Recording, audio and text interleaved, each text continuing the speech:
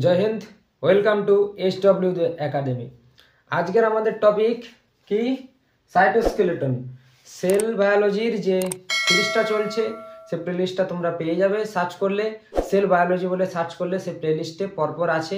আমাদের first part এবং second part হয়ে গেছে, এটা আমাদের কি 3 নম্বর পার্ট। এই 3 নম্বর পার্টে আমরা আজকে আলোচনা করব সাইটোস্কেলেটন। সেটা আলোচনা করার আগে আমাদের জানতে হবে সাইটোস্কেলেটনটা কি। 1 নম্বর পার্ট এবং 2 নম্বর পার্টে আমি আগেও সাইটোস্কেলেটন জিনিসটি কি একটু বলেছি। এরপরে সাইটোস্কেলেটন আজকে পুরো সাইটোস্কেলেটনের ভাগ কাজ এই সমস্ত একদম ডিটেলসে জানবো। তো কথা না বাড়িয়ে চলো শুরু করা যাক। সাইটোস্কেলেটন হচ্ছে আমরা যখন আমাদের যে শরীরটা দাঁড়িয়ে আছে, কিভাবে দাঁড়িয়ে আছে, আমাদের শরীরের মধ্যে যে বোন আছে, স্কেলেটন আছে, সেইগুলোর উপরে ভর করে আমাদের শরীরটি দাঁড়িয়ে আছে, মানে যাকে আমরা কাঠামো বলি। সেরকমই সেলের কোথায় মাইটোকন্ড্রিয়া থাকবে, কোথায় নিউক্লিয়াস থাকবে, কোথায় রাইবোজোম থাকবে, এইসবগুলো নিশ্চয়ই এমনি এমনি থাকে না, কোনো কোনো পার্টিকুলার জায়গা থাকে, এখানেই থাকতে হবে। তার জন্য সেলের মধ্যে এক ধরনের কাঠামো দেখা যায়। এই কাঠামোটাকে কি বলা হয়? সাইটোস্কেলেটন। সাইটোস্কেলেটন কেন বলে? স্কেলেটন আমাদের শরীরের মধ্যেও আছে, স্কেলেটন যেটাকে আমরা হাড় বলি। এবারে সাইটোস্কেলেটন কেন এসেছে? সাইটো মিন্স সেল, সেলের যে স্কেলেটন তাকে কি বলা হয়? সাইটোস্কেলেটন। আই হোপ কি তোমরা ভালোভাবে বুঝতে পেরেছো জিনিসটি কি বলতে চেয়েছি। এরপরে দেখো, প্রোভাইড স্ট্রাকচারাল স্টেবিলিটি। আমাদের যে স্কেলেটল আছে, বোন আছে, এগুলো আমাদেরকে কি করে? স্ট্রাকচারাল স্টেবিলিটি দেয়, যাতে আমরা না বেঁকে পড়ি। এই জন্য সেরকমই কি সাইটোস্কেলেটনও সেলকে কি করে? স্ট্রাকচারাল স্টেবিলিটি দেয়। এরপরে only present in eukaryotic sell, এটা একটি ইম্পর্টেন্ট কথা। Only present in eukaryotic sell, শুধুমাত্র ইউক্যারিওটিক সেলের মধ্যেই সাইটোস্কেলেটন দেখা যায়, প্রোক্যারিওটিক সেলের মধ্যে দেখা যায় না। এরপরে আছে ফাংশন, সাইটোস্কেলেটনের ফাংশন। মেন যে ফাংশন দুটি আমি সেটা লিখেছি, আরো কিছু এক্সট্রা ফাংশন হতে পারে সাইডে, কিন্তু আমি দুটো মেন ফাংশন লিখেছি। কি? মেনটেন অফ শেপ, আবারও সেই একই কথা, structural stability, maintain of shape, মানে সেল একটা গোল জিনিস, এটা যদি কোনো চাপ পড়লে কি হবে? এরকম বেঁকে রয়ে যেতে পারে না, কিন্তু সেল কোনোদিন এরকম বেঁকে রাখে না। তুমি দেখো, আমি এই চামড়াটিকে টানলাম, ছেড়ে দিলাম, আবার একই হয়ে গেল। কি করে? কারণ এর মধ্যে সাইটোস্কেলেটন আছে, তাই নিজের স্ট্রাকচারটাকে আবার পুনরায় নিজের মতো করে নিচ্ছে। যখন আমি চাপ প্রয়োগ করছি তখন চেঞ্জ হচ্ছে, কিন্তু আবার কি ইলাস্টিকের মতো একই জায়গায় চলে যাচ্ছে। এটা মেনটেন অফ শেপ। এটা মোটিলিটি মানে ফ্লুইড মোজাইক মডেলে তোমরা নিশ্চয় পড়েছো যে সেল আছে, তার ফ্লিপ ফ্লপ মুভমেন্ট হয়। আমাদের যে এখানে সেল আছে, সবসময় একই জায়গায় পার্টিকুলার জায়গায় সেল থাকে না, কখনো উপরে চলে যায়, কখনো একটু সাইডে সরে যায়, নিচে চলে আসে, ডান দিকে চলে আসে। সেলের যে জায়গা অবস্থানের পরিবর্তন হয়, মানে সেল গমন করে, এটাকে কি বলছে? মোটিলিটি। সে যদি সাইটোস্কেলেটন থাকে তাহলে কি গমন করতে সেলের সুবিধা হয়। এবারে সাইটোস্কেলেটনকে মেজর যে সাইটোস্কেলেটন যে তৈরি, এটা কি? 3টা মেজর জিনিস, মাইক্রোটিউব, মাইক্রোফিলামেন্ট আর ইন্টারমিডিয়েটেড ফিলামেন্ট। এই 3টে জিনিস মেন হচ্ছে কিসের? সাইটোস্কেলেটনের ভাগ বলতে পারো এটিকে। তো চলো প্রথমে আমরা আজকে কি করব? মাইক্রোটিউবুলস প্রথমে করব। সাইটোস্কেলেটনকে আমরা 3 ভাগে ভাগ করেছিলাম। প্রথম ভাগে কি ছিল? মাইক্রোটিউবুলস জিনিসটা কি জানার আগে আমরা মাইক্রোটিউবুলস সেলের কোথায় থাকে সেটা জানবো। কোথায় থাকে মাইক্রোটিউবুলস?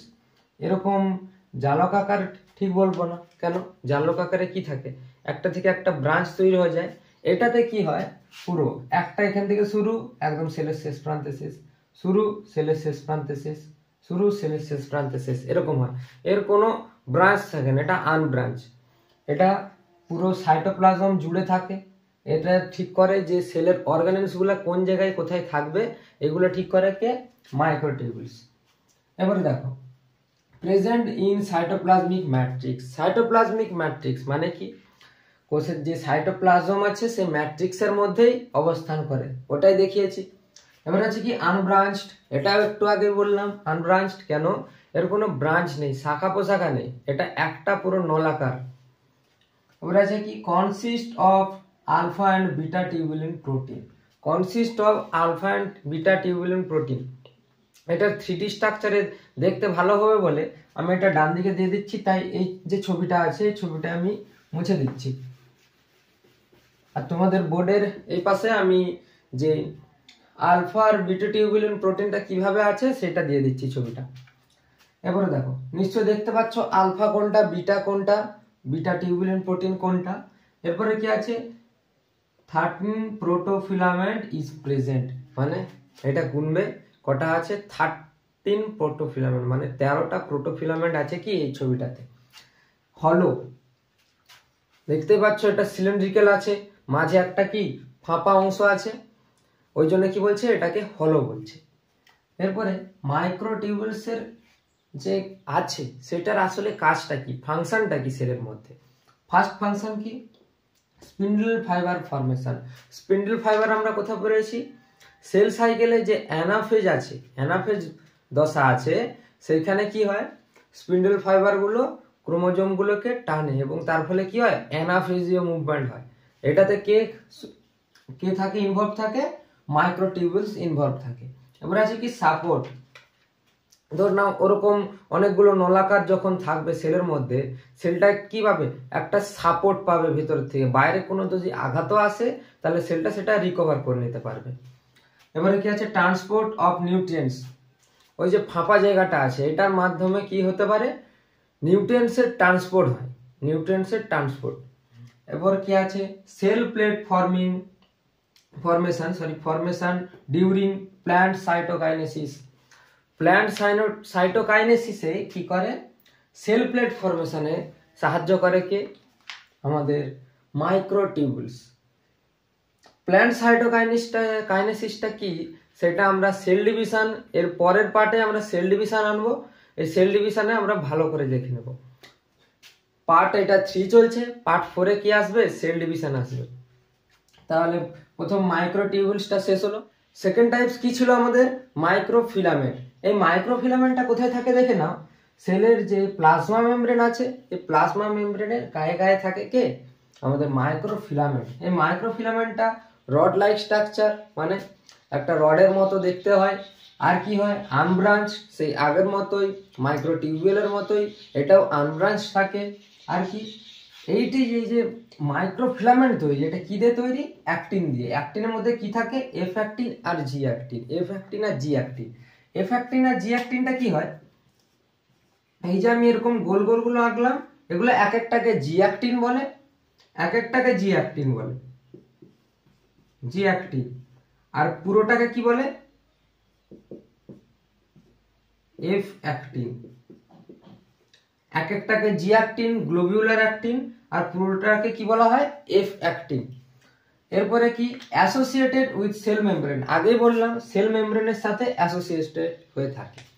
এরপরে মাইক্রোফিলামেন্টের কাজ, প্রোভাইড সাপোর্ট, যেহেতু সেল মেমব্রেনের বাইরে থাকে, এটা কি করে, সেলকে একটা স্ট্রাকচারাল সাপোর্ট দেয়। সাইক্লোসিস, সাইক্লোসিস কাদের হয়, সাইক্লোসিস প্ল্যান্ট সেলের হয়। কি হয়, মাঝে ভ্যাকিউল থাকে, আর যে সাইটোপ্লাজম আছে কোষের সাইটোপ্লাজমটা কি করে, এরকম করে ঘুরতে থাকে। এই যে প্রসেস, এই প্রসেসটাকে কি বলা হয়, সাইক্লোসিস।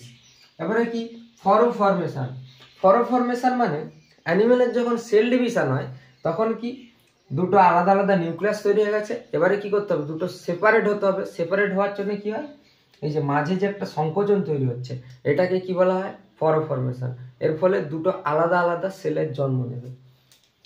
তো মাইক্রোফিলামেন্ট শেষ, এবারে নেক্সট সাইটোস্কেলেটনের লাস্ট ভাগ, ইন্টারমিডিয়েটেড ফিলামেন্ট।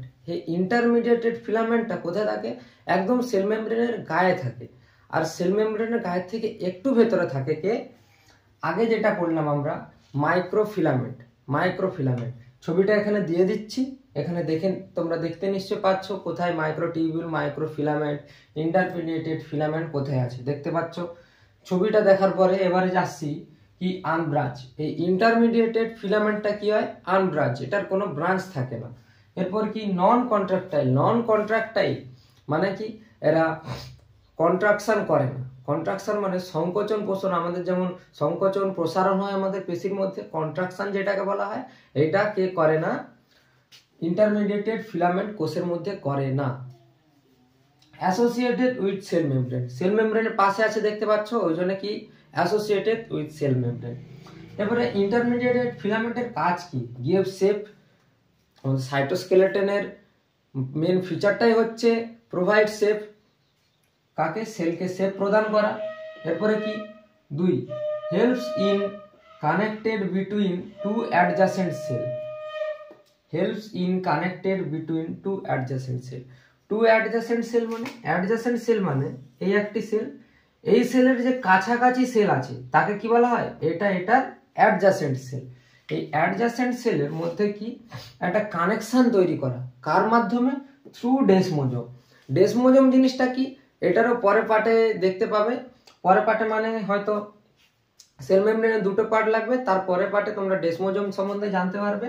তো ইন্টারমিডিয়েটেড ফিলামেন্ট সম্বন্ধে কি করে মেন কাজ, যেটা দুটো অ্যাডজাসেন্ট সেল মানে পাশাপাশি দুটো সেলে কানেকশন তৈরি করে, কার মাধ্যমে? ডেসমোজোমের মাধ্যমে কানেকশন তৈরি করে। আই হোপ কি আজকের ক্লাসটা তোমরা খুব ভালোভাবে বুঝতে পেরেছো। যাদের কোনো ডাউট থাকবে তারা আমাকে কমেন্টে জানাবে, আমি শর্টসের মাধ্যমে সেটাকে ক্লিয়ার করে দেওয়ার চেষ্টা করব। ভিডিওটি ভালো লাগলে একটি লাইক করবে এবং চ্যানেলের সাথে জুড়ে থাকতে গেলে সাবস্ক্রাইব করবে এবং তার পাশে থাকা বেল আইকনটিকে অবশ্যই ক্লিক করবে, যাতে তোমরা সব ভিডিও সবার প্রথমে পেতে পারো। তো জয় হিন্দ।